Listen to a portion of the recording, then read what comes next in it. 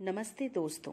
Being women की विशेष प्रस्तुति स्वयं सिद्धा सफर आम से खास तक सीरीज के इस नए एपिसोड में आप सबका हार्दिक स्वागत है।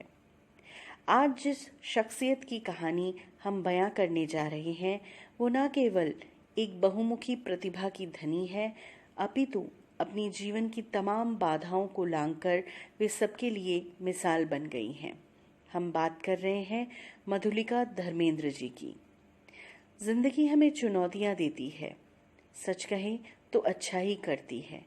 हमें खुद को पहचानने में और कल्पना से परे निखरने का अवसर मिलता है।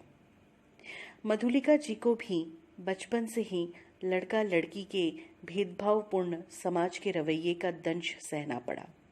शिक्षा, आज़ादी, पसंद नापसंद, हर क्षेत्र में उन्हें दोहरे दर्जे का व्यवहार मिला। ऐसा मंजर भी देखा कि उनकी खूबसूरती भी उनकी एक तरह से दुश्मन बन बैठी। फिर उनके अंदर के स्वाभिमान और जिद्दी शख्स ने धीरे धीरे विद्रोह करना शुरू किया।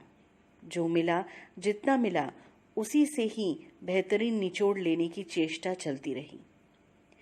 कई आपाधापी के बीच उनका विवाह कम उम्र में हो गया, परंतु पति धर्मेंद्र राव और ससुराल के सहयोग से उन्हें आगे बढ़ने का मौका मिला। उन्होंने अपनी पढ़ाई पूरी की, फिर प्राइवेट सेक्टर में अपना सफल कैरियर जारी रखा। इसके अलावा फैशन डिजाइनिंग में रुचि होने के कारण बिना डिग्री के ही अपनी काबिलियत से काम शुरू किया, जिसमें भी उन्हें अभूतपूर्व सफलता मिली। परंतु बैठे बैठे काम करते रहने से और स्वास्थ्य पर ध्यान न देने से उनका वजन बहुत बढ़ गया, जिसके कारण आसपास के लोगों का बर्ताव में परिवर्तन भी उन्होंने महसूस किया। फिर उनके बच्चों ऐश्वर्या और माधुर्य की प्रेरणा से उन्होंने जिम जाना शुरू किया। अपने स्वास्थ्य को दुरुस्त करते करते वहीं से शुरू हुआ उनके जीवन का अगला अध्याय, power weight lifting. Gym trainer के प्रशिक्षण से उन्होंने राज्य स्तर के टूर्नामेंट में कीर्तिमान स्थापित करते हुए गोल्ड मेडल जीता।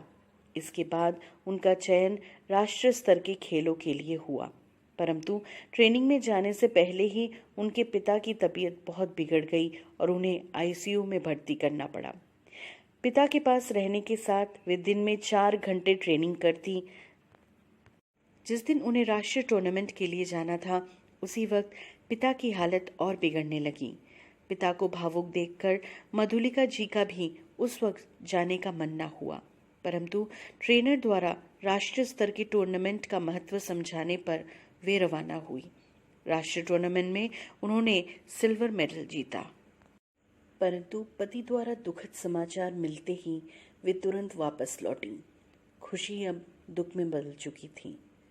पिता की आखिरी इच्छा थी कि कभी बेटी को बेटों की तरह नहीं रखा, फिर भी इसने मेरा नाम रोशन किया, इसलिए मेरी अर्थी को कंधा बेटी भी देगी।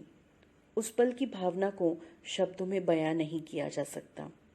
इसके पश्चात उनके मन में ये बात घर करने लगी कि अगर लड़कियों को भी बराबरी का मौका मिले तो वो भी देश की प्रगति में अपना योगदान दे सकती हैं।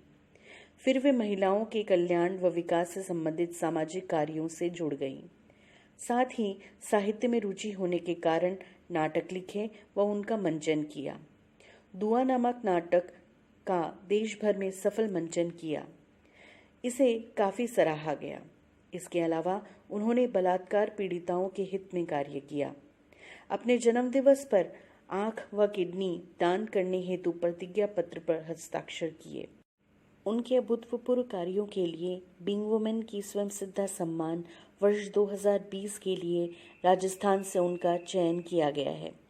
वे अब बीइंग वुमेन के राजस्थान की कोऑर्डिनेटर है। बीइंग वुमेन के संबंध में अपने विचार साझा करते हुए वे कहती हैं कि महिलाओं के लिए वृहद स्तर पर काम करने के लिए बीइंग वुमेन संस्था से जुड़ना हुआ।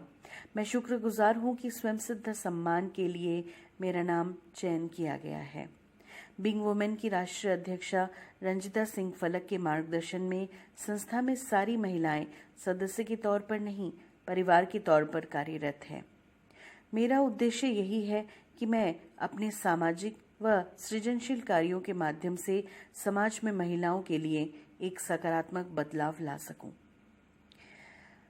बीइंग वुमेन की स्वयंसिद्धा सफर आम से खास तक की कहानी बस यहीं तक।